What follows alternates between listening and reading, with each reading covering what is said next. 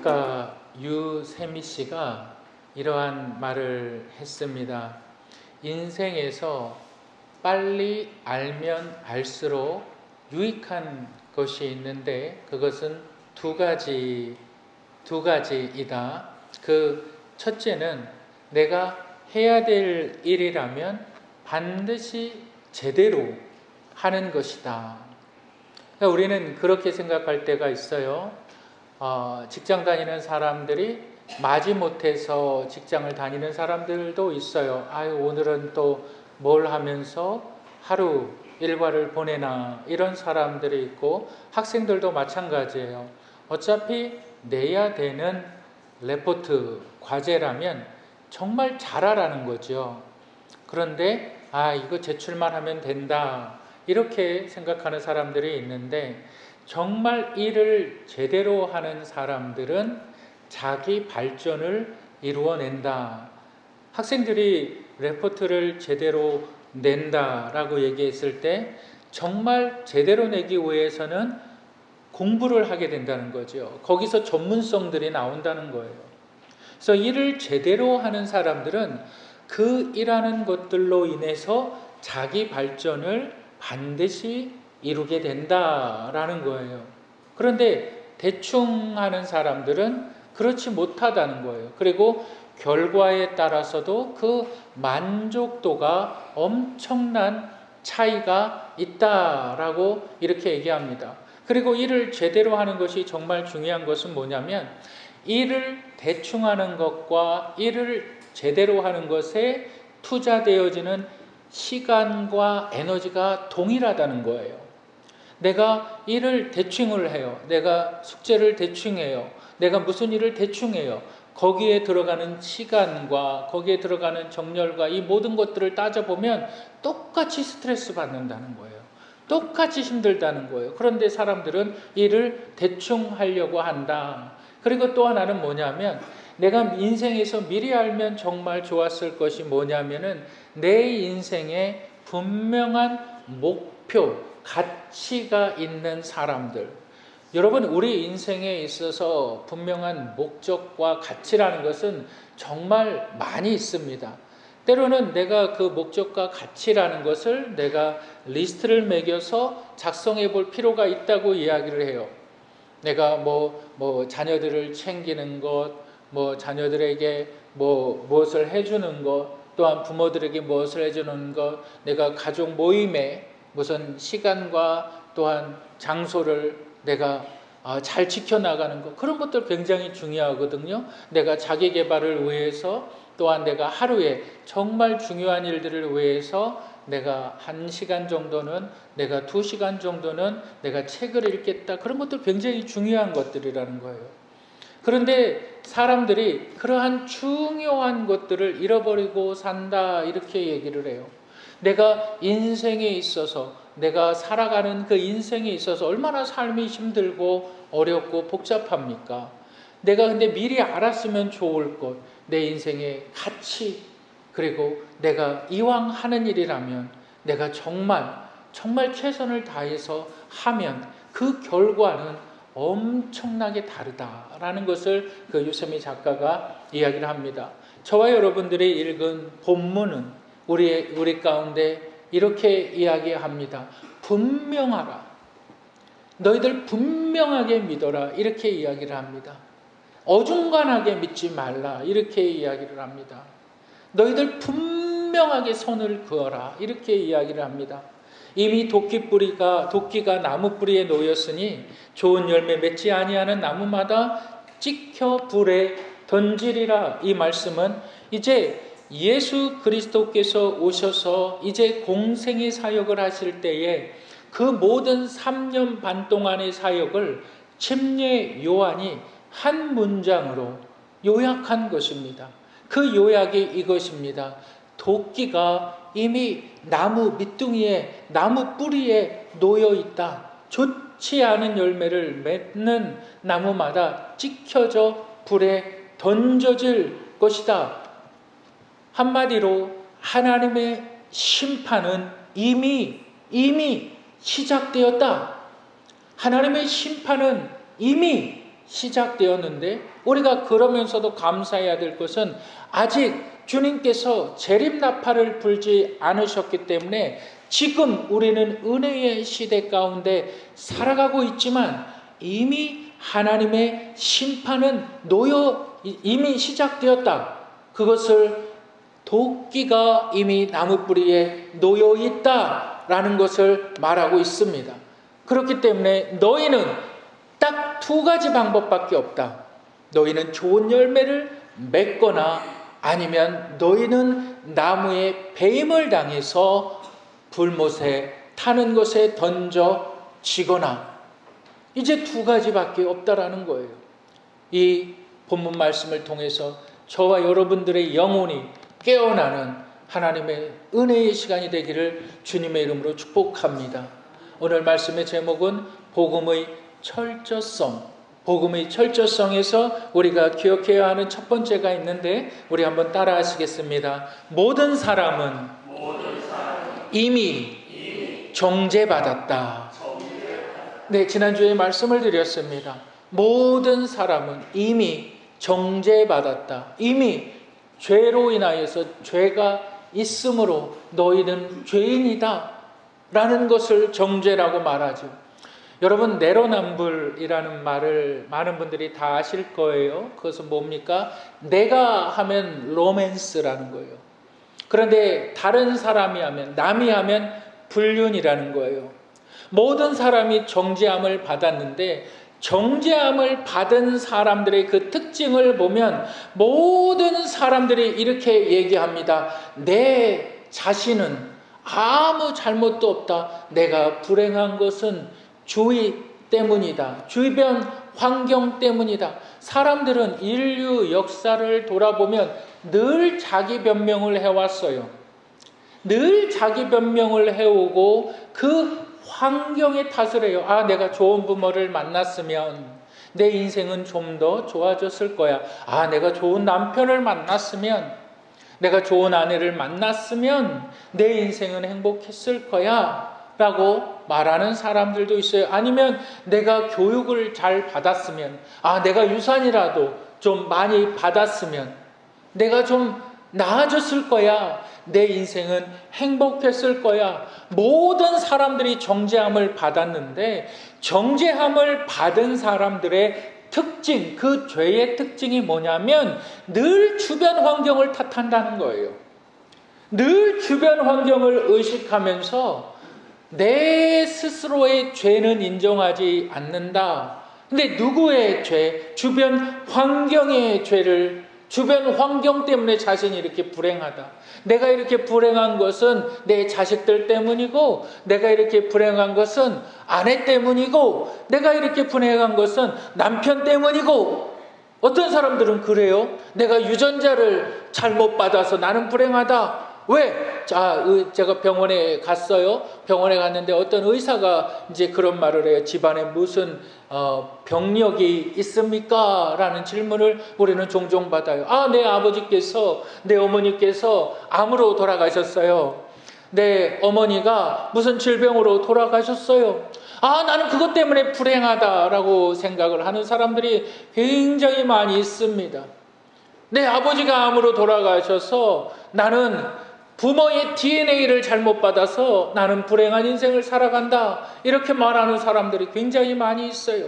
그렇다면 주변 환경이 바뀌어진다면, 내가 부모로부터 좋은 우월한 DNA를 받았으면 과연 내가 행복하고 내가 정말 기쁜 인생을 살아갈 수 있을까요? 내 남편이 나를 위하여서, 아내를 위하여서 모든 것들을 다 서포트를 해줍니다. 그러면 내가 행복할까요? 나는 양질의 교육을 어려서부터 잘 배웠어요. 똑똑한 부모 만나서, 지식 있는 부모 만나서 나는 잘 배웠어요.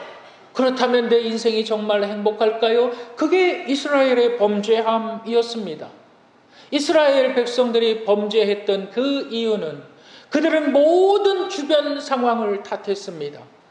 그들은 스스로의 죄를 한 번도 발견하지를 못했어요. 여러분, 아담의 타락이 어디서 왔습니까? 아담의 타락했던 그 장소가 어디인 줄 아십니까? 여러분 다 아실 겁니다. 에덴 동산입니다. 모든 젖과 꿀이 흐르는 모든 아름다움의 극치, 모든 하나님의 신비로움과 하나님의 축복의 그 손길들이 펼쳐져 있는 그 아름다운 장소가 어디였어요? 에덴 동산이었어요. 아담의 타락은 어디서 시작이 됐느냐? 에덴 동산에서 시작이 됐습니다. 그는 어떻게 타락을 합니까? 선악과를 따먹었어요. 그러면서 하나님께서 아담을 향하여서 말씀하는 거예요. 뭐라고 말합니까? 내가 너와 약조하지 않았느냐? 왜 먹지 말라 하는 것을 너는 먹었느냐? 아담이 뭐라 그러죠? 아담이 하는 말이, 하나님께서 나에게 준 그 예편내가 나를 유혹해서 내가 먹었나이다. 자기 변명을 하는 그 꼴을 볼 수가 있어요. 태초의 인류의 범죄의 시작이 그랬다는 거예요. 여러분, 이스라엘 백성들이 범죄함을, 하나님을 향하여서 우상을 섬길 때가, 그들이 애굽에서 종살이할 때 그들이 우상을 섬겼습니까? 아니요. 그들이 애굽에서 종살이할 때는 오히려 하나님을 향해서 부르짖었어요. 여호와여 구원하소서, 여호와여 도와주소서, 여호와여 구원하소서 절규했어요. 근데 그들의 타락이 어디서 시작이 됩니까? 젖과 꿀이 흐르는 가나안 땅에서 타락되기 시작합니다. 하나님을 향하여 반목 현상이 일어나기 시작하는 거예요. 왜 하나님만 하나님이냐라고 말하지요. 왜 하나님만 살아계신 분이냐라고 말하지요. 어디에서 그들이 타락합니까? 모든 것이 풍요로울 때 그들이 타락합니다. 모든 것이 만족할 때, 그렇다면 우리의 입장에서 내가 아내를 잘 만났으면, 내가 자식을 잘 교육시켰으면, 아니 내가 부모로부터 좋은 유전자를 받았으면, 내가 교육을 잘 받아서 좋은 대학을 나왔으면 내 인생은 행복했을까요? 성경은 아니다 라고 말하는 거죠. 뭐라고 말합니까? 너희는 죄인이다. 너희는 이미 정죄의 대상이다. 그 정죄의 대상들, 그 정죄의 대상들을 향하여서 오늘 본문 9절이 말하고 있는 겁니다. 우리 본문 9절을 한번 읽겠습니다. 본문 9절 다 같이 읽겠습니다. 시작.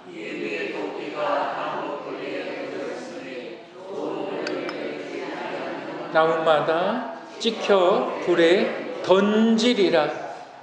좋은 열매를 맺지 아니하는 나무마다 찍혀 불에 던지리라. 모든 인류 역사의 발전과 교육과 환경과는 상관없이 모든 인류는 죄인으로 태어났으며 범죄함을 기뻐하고 범죄함을 즐거워하며 내 범죄함으로 행복을 누립니다. 수근수근하는 것이 내 즐거움이에요. 다른 사람 욕하는 걸 때 얼마나 즐거운지 몰라요. 다른 사람 욕하는 것이 여러분 얼마나 기쁨을 주는지 아십니까? 다른 사람 욕해보세요. 내 안에 기쁨이 넘쳐요. 나는 그것을 빼앗기지 않으려고 해요. 범죄한 사람들의 특징이죠. 그러한 사람들을 향하여서 침례 요한이 외칩니다. 좋은 열매 맺지 아니하는 나무마다 찍혀 불에 던지리라. 사람들은 그런데 자신들의 결과를 보지 못해요. 내가 뭐가 문제인지를 보지 못해요. 정말 사람들이 불행한 것은 내 문제, 내 영혼의 문제가 정말 무엇인지 깨닫지 못해요. 내가 죄를 사랑하고 있는 것, 내가 죄악을 기뻐하고 있는 것, 끝없는 욕망에 사로잡혀서 그 욕망의 달콤함에 빠져 있는 것, 정말 사람들의 불행한 것이 뭐예요? 내 자신을 보지 못해요. 늘 주변 사람들 탓하는 거예요. 늘 주변 상황들 탓하는 거예요. 나는 잘못 없어요. 나는 의로워요. 우리 예수님께서 뭐라 그럽니까? 마태복음 7장 3절에 너희가 어찌하여 형제의 눈 속에 있는 티는 보고 내 눈 속에 있는 들보는 깨닫지 못하느냐. 티는 아주 작은 거죠. 먼지와도 같은 거죠. 근데 들보는 티에 비하면 어떻습니까? 확연히 눈에 보이는 거죠. 엄청난 거죠. 근데 정말 사람들이 불행한 게 그걸 못 본다는 거예요. 내 자신의 문제를 보지 못한다는 거예요. 그런데 우리의 자신의 문제를 적나라하게 보여주는 것, 적나라하게 파헤치는 것, 그것이 복음이지요. 그것이 예수 그리스도의 복음이지요. 그 복음의 시작은 이렇게 말합니다. 뭐라고 말합니까? 너희는 이미 범죄한 자들이다. 너희는 이미 좋은 열매를 맺지 아니하는 자들이다. 너희는 썩어진 자들이다. 너희가 내가 병들었기 때문에, 내가 썩어있기 때문에 내가 좀 치료를 해야지, 내 가지를 잘라내야지, 너희는 그렇게 해서 치료가 되지 않는 자들이라는 거예요. 왜 그렇습니까? 이미 뿌리부터 썩었기 때문에 그렇게 해서 치료가 될 가능성이 전혀 없다. 너희들 안에는 소망이 없다라는 거예요. 치료의 방법이 너희들 안에는 전혀, 개선의 방법이 너희들 안에는 전혀 없지만, 긍휼에 풍성하신 하나님의 은혜로 하나님께서 불못에 찍혀 던져질 자들을 위하여서 죄를 짓지 아니한, 정죄받지 아니한 예수 그리스도를 이 땅에 보내셔서, 정죄받지 아니한 예수 그리스도, 죄가 없으신 예수 그리스도, 그분이 나의 죄를 위하여 그의 생명을 내어주심을 내가 믿는다면 너희에게는 이제 새 생명이 살아 움직이게 된다. 너희에게는 이제 새 생명의 역사가 나타나게 된다. 그 새 생명의 역사가 어떻게 나타날까요? 그 생명의 역사가 어떻게 나타날까요? 본문에서 침례 요한은 5절과 6절에서 그 생명의 역사에 대해서 이렇게 이야기를 하고 있습니다. 우리 본문 5절과 6절을 한번 읽겠습니다. 5절과 6절 다 같이 읽겠습니다. 시작. 모든 골짜기가 메워지고 모든 산과 작은 산이 낮아지고 굽은 것이 곧아지고 험한 길이 평탄하여질 것이요 모든 육체가 하나님의 구원하심을 보리라 함과 같으니라. 점점 너희들이 너희의 인생 가운데 정말 예수 그리스도의 그 놀라운 사건, 내가 예수 그리스도의 놀라운 사건을 내가 믿기만 하면 여러분 골짜기 보지 않으십니까? 모든 패여진 산들의 골짜기 보지 않으십니까? 그 골짜기로 수없이 많은 토사들이 흘러내리는 것 우리 보지 않습니까? 그 골짜기들이 메워지는 사건이 예수 그리스도를 믿음으로 시작된다는 거예요. 모든 골짜기들이 메워지는 사건, 험한 길들이 평탄해지는 사건이 예수 그리스도를 믿음으로 시작된다는 거예요. 모든 산과 산들이 낮아지고 굽은 것들이 펴지는 역사가 내심이 아니라 굽은 것들이 펴지는 역사가 주의 힘으로, 십자가의 능력으로, 생명을 주시는 하나님의 능력으로 굽은 것들이 펴진다는 거예요.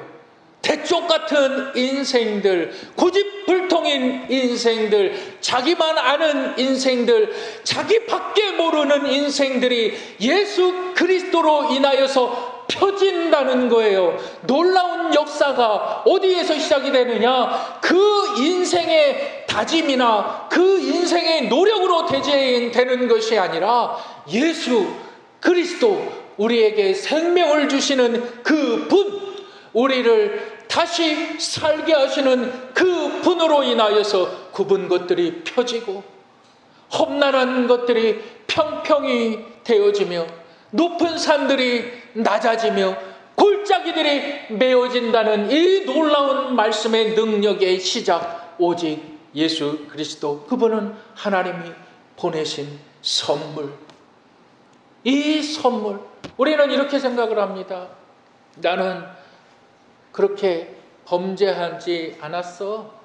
정말 우리가 TV에서 보듯이 정말 큰 사기를 치는 사람들, 거짓말하는 사람들, 악한 사람들, 다른 사람들에게 피해를 주며 욕하는 사람들, 그런 사람들에게는 예수가 좀 필요할지도 몰라. 그렇게 생각하는 사람들, 나는 죄가 없다, 나는 내 삶의 기준이 있고 나는 내 삶의 원칙이 있어. 내 원칙의 첫 번째는 가정이야. 나는 내 가정을 잘 지켜야 돼. 나는 부모님에게 효도를 잘해야 돼. 나는 돈을 열심히 벌어야 돼. 나는 다른 사람들에게 웬만하면 거짓말하지 않아야 돼. 속이지 말아야 돼. 항상 진실하려고 노력해. 나는 의로워. 이런 사람들에게 침례 요한이 하는 말이 이 독사의 자식들아 라고 말해요. 이 독사의 자식들아, 누가 너희를 향하여서 하나님의 진노를 피할 수 있다고 말하느냐. 내 의가 있는 사람들. 아예 나는 그렇게 사회적으로 악한 일들을 하지 않았어. 내 의가 있는 사람들. 그들이 예수를 죽였어요. 내 의가 있는 사람들. 나는 될 수 있는 대로 사람들을 도우면서 살았어. 그들이 예수를 죽였어요. 오히려 누가 예수의 발 아래 무릎을 꿇었습니까? 세리와 창녀들. 스스로 죄인임을 인정한 사람들.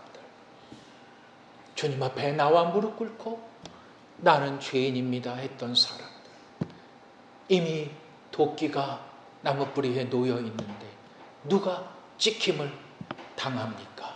좋은 열매 맺지 아니하는 사람들. 스스로 의롭다고 여기는 사람들. 여러분, 이 지구상에서 가장 높은 산이 그 에베레스트 산이라 그러죠. 그 에베레스트 산의 높이가 8,864m가 됩니다. 그 높이에서 아래를 내려보면 수없이 많은 작은 산들과 골짜기가 보입니다. 다 거기서 거기예요. 하나님의 시각과 하나님의 관점에 있어서는 내가 한마디라도 거짓말한 사람은, 아니 내가 한 번이라도 길거리에 지나가다 침을 뱉은 사람들이라, 모든 사람들은 죄 안에 있다. 죄 아래에 있다. 여러분, 바닷가를 한번 놀러가 보셨습니까? 어린아이들이 한 3살, 4살, 그 아이들이 뭘 알아요? 몰라요.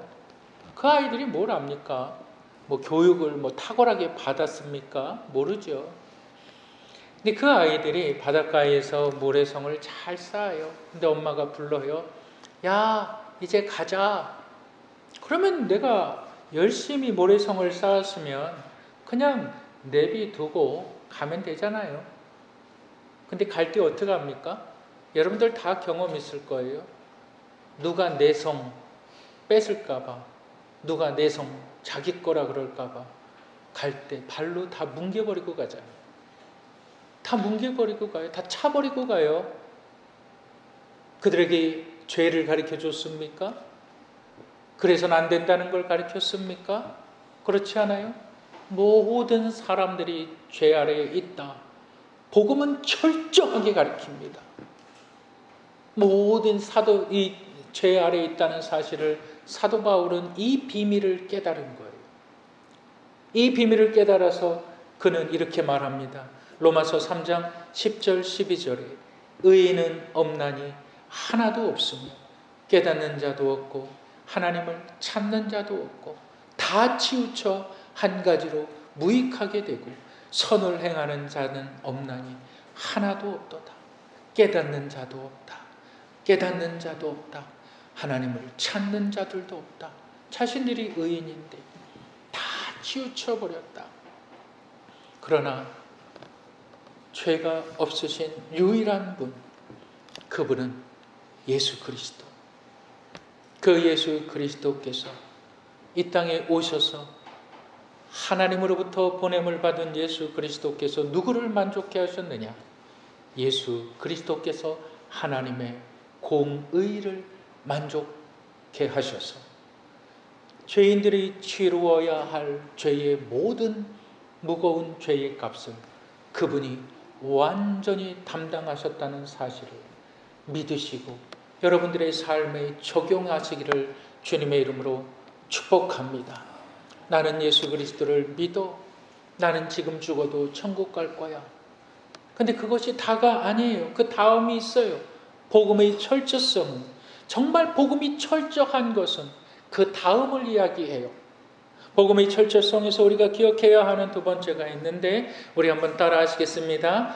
회개에 합당한 열매를 맺자. 복음이 정말 철저합니다. 그것은 뭐냐면 너희의 복음이 확실하면 너희는 회개에 합당한 열매를 맺어라. 우리 한번 8절을 다 같이 읽겠습니다. 우리 8절을 다 같이 읽겠습니다. 시작.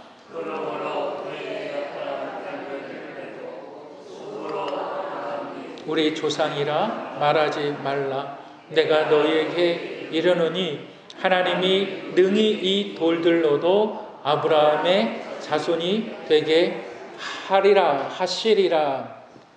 예수 그리스도를 믿음으로 말미암아 내가 새롭게 된 자들, 그렇다면 너희에게 있어서 정말 너희가 새롭게 되었느냐? 너희가 정말 예수 그리스도를 믿느냐? 그렇다면 너희를 통해서 회개에 합당한 열매가 맺혀지는 것은 당연한 것이다. 왜? 나는 새로워졌으니까. 그렇다면 우리의 삶에 있어서 회개에 합당한 열매는 무엇일까요? 침례 요한이 정확하게 이야기를 합니다. 우리 11절 다 같이 읽겠습니다. 11절 읽겠습니다. 시작.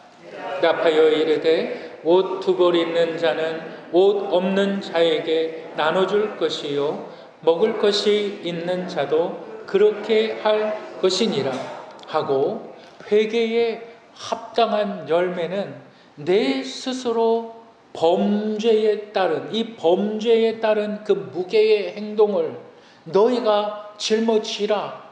다시 이야기하면 너희들의 삶을 통해서 너희들이 그동안 너희들의 자신의 욕심을 위하여서 다른 사람들 것, 아니 내 자신을 위하여서 쌓아놓은 그 온갖 그 악한 물질들, 그것을 쓰라는 거예요.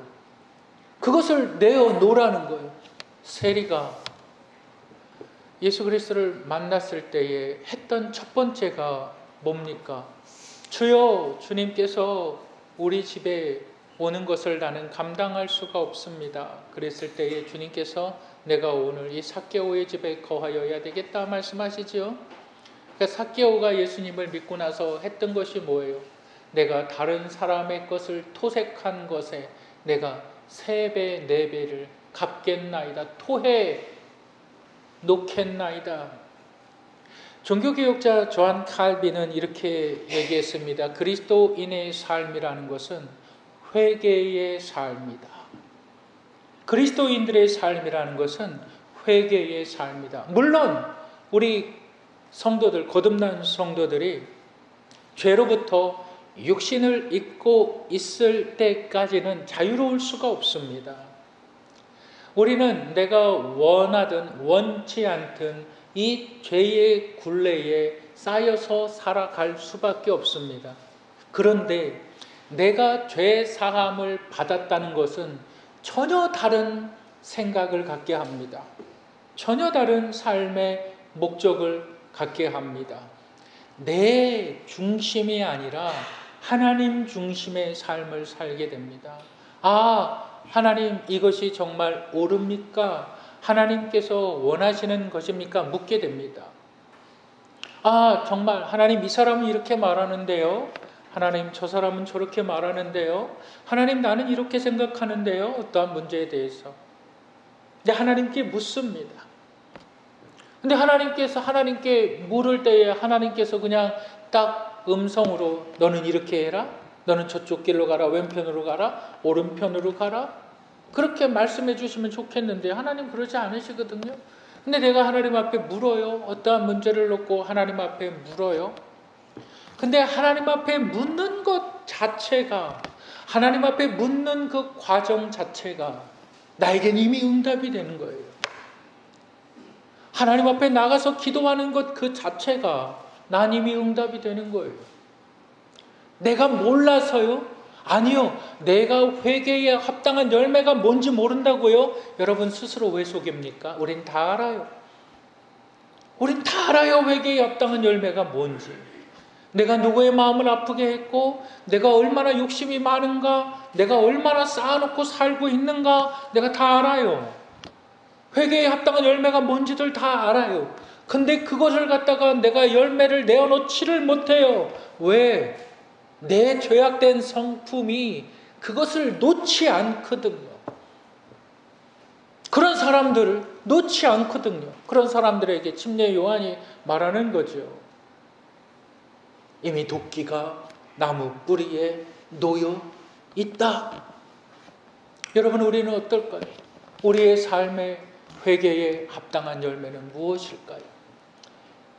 여러분들의 인생에 있어서 정말 회개에 합당한 것은 무엇일까요? 그것은 복음, 예수 그리스도를 전하는 것, 세계 선교를 감당하는 것. 잠깐이잖아요. 제가 유튜브에 보니까 어떤 사람이 이런 말을 하는데 참 공감이 되어지는 말을 해요. 그 아주 30대 정도밖에 되어지지 않은 청년인데 그 사람이 이렇게 이야기를 해요. 나는 내 인생에서 정말 내가 원하는 것들을 지금까지 이루며 왔는데 그 이루고자 한 것들은 정말 내가 원하는 것이다. 이렇게 얘기를 해요. 그러면서 하는 말이, 이제 30대 중반 정도밖에 안 됐는데 그 청년이 하는 말이 이렇게 얘기를 해요. 정말 인생은 짧지 않습니까? 인생은 정말 한순간이지 않습니까? 내가 정말 원하는 것을 하기 위해서 그것을 이루려고 노력을 한다는 거예요. 정말 우리를 위해서 하나님께서 독생자를 보내주시고 하나님께서 예수 그리스도를 죽이셔서 나를 구원하셨다면 우리는 하나님을 향하여 아버지라 부르고 정말 나는 죄사함을 받아요. 나는 하나님의 자녀가 됐어요. 너무 기뻐요. 너무 즐거워요. 힘든 일이 닥쳐와도, 어려운 일이 닥쳐와도 나는 하나님의 보호하신 가운데 있는 것을 내가 흔들리지 않고 믿어요. 그렇기 때문에 우리는 하나님의 일을 하는 것이 너무나 기쁘고 감사한 일이에요. 너무나 즐거운 일이에요. 이게 새로운 사람들의 성품이에요. 너무나 기쁜 일이에요. 내가 세계 선교를 감당하는 것, 내가 알지 못하는 예수 그리스도를 알지 못하는 사람들에게 예수 그리스도를 전해서 교회로 데리고 와서 복음의 말씀을 듣게 하는 것, 내가 정말 기쁜 일이에요. 정말 즐거운 일이에요. 그것이 회개에 합당한 열매가 왜 되지 않습니까? 그것이 회개에 합당한 열매. 남의 것을 착복하셨습니까? 내 욕심의 물질의 산을 쌓고 살아가고 있습니까? 다 하나님의 일을 위해서 토해 놓으세요. 여러분들 선교의 사역을 감당해 주세요. 그런데 이 일을 막는 자가 있어요. 사탄 마귀, 히브리어로 사탄이라고 하고 헬라어로는 디아블로라고도 말하는 사탄 마귀. 이 사탄 마귀가 우리의 눈을 가리지요. 우리의 귀를 막지요. 사탄 마귀는 이미 무적행으로 자신이 빨려 들어갈 것을 이미 심판받을 자라는 것을 알고 있기 때문에 어떻게 해서라도 한 명이라도 더 끌고 지옥 가려고, 한 명이라도 더 끌고 지옥 가게 하기 위하여서 하나님의 복음을 깨닫지 못하게 하죠. 자신의 죄를 드러내지 못하게 하죠. 자신의 그 죄의 쾌락을 잃지 않게 만들어 버리지요. 사탄은 늘 죄에 빠져 우리를 살게 만들어 버리죠. 그게 사탄의 사명이지요. 그런데 하나님의 아들 예수 그리스도는 이미 죄의 모든 권세, 과거로부터 시작해서 현재, 미래의 모든 죄까지 이미 다 치루신 사실들. 우리 한번 요한일서 2장 2절을 한번 읽어보실까요? 우리 요한일서 2장 2절 다 같이 읽겠습니다. 시작. 우리만 위할 것 아니요 온 세상의 죄를 위하심이라. 모든 죄의 문제에 대해서 다 이루었다. 모든 죄의 문제에 있어서 다 이루었다. 여러분, 세상의 성인들, 세상의 그 어떤 종교가 여러분들의 모든 죄악에 대하여서 다 이루었다라고 말하는 사람이 어떠한 종교가 있고 말하는 성인이 누가 있습니까? 예수 그리스도는 단순히 나 하나만의 죄뿐만이 아니라 온 우주의 죄, 구약의 모든 율법을 완성하셨으며 예수 그리스도께서는 모든 살아있는 자들 가운데 죽고 살아나신 첫 번째 열매. 그렇기 때문에 우리도 부활할 것이다. 우리 주님, 나에게 생명을 주시는 그분, 내가 좀 연약하고 내가 건강이 좀 안 좋고 나에게 소망이 되시는 그 예수 그리스도, 우리 예수 그리스도께서 이렇게 말씀하셨습니다. 요한복음 10장 28절 우리 다 같이 읽겠습니다. 요한복음 10장 28절 다 같이 읽겠습니다. 시작. 내가 그들에게 영생을 주노니 영원히 멸망하지 아니할 것이 또 그들이 내 손에서 빼앗을 자가 없느니라. 한 영혼이라도 지옥으로 끌고 가기 위해서 우리의 눈을 막고 우리의 귀를 막는 사단의 괴력 앞에 우리 예수 그리스도께서 말씀하시는 것은 내가 너희에게 영생을 주노니, 내가 너희에게 영생을 주노니, 내가 예수 그리스도께서 누구에게? 죄인들에게 영생, 영원한 생명, 예수 그리스도 안에 있는 영원한 생명을 너희에게 주노니 누구도 내 손에서 너희를 뺏을 자가 없다. 여러분, 이 말씀이 저와 여러분들의 말씀이기를 주님의 이름으로 축복합니다. 회개에 합당한 열매를 맺으셨습니까? 내 물질을 쌓아놓고 하나님의 일을 거들떠보지도 않고 있지는 않습니까? 세계 선교의 사명을 감당하고 있습니까? 복음 전도의 사명을 감당하고 있습니까?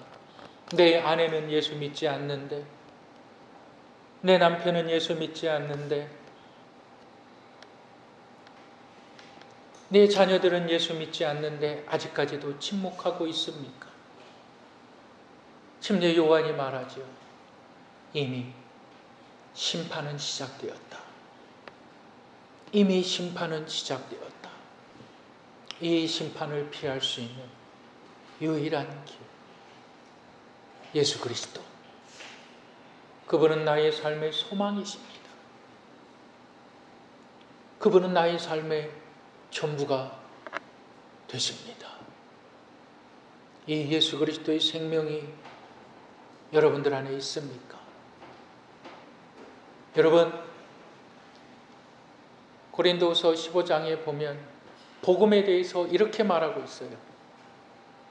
예수 그리스도께서 성경에 기록된 대로 이 땅에 오셨고 성경대로 죽으셨고 성경대로 다시 살아나셨으며, 이렇게 기록하고 있어요. 우리 예수님께서 사도행전에 이렇게 말씀하십니다. 내가 너희를 위하여 처소를 예비하러 가노니 이제 처소가 예비되면 너희를 향하여 다시 오실 것이요.